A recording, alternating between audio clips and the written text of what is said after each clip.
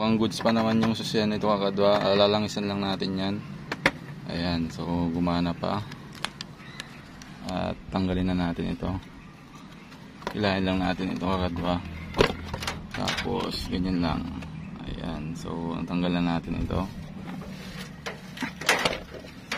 So ito po yung ating battery. At dito makikita natin yung ating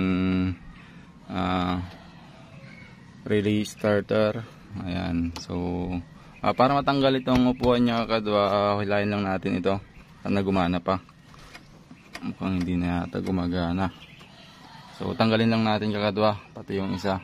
Balikan ko po kayo mamaya. So bale itong kakadwa, nabaklas na natin yung ano niya, yung upuan niya, pati yung flarings, pati yung tangke ng ating motor. So ganito po yung naging itsura ng ating motor na Ruser. Ayan po kakadwa, tingnan nyo po. Ayan, so ayan. Nabaklas na po lahat. Ayan.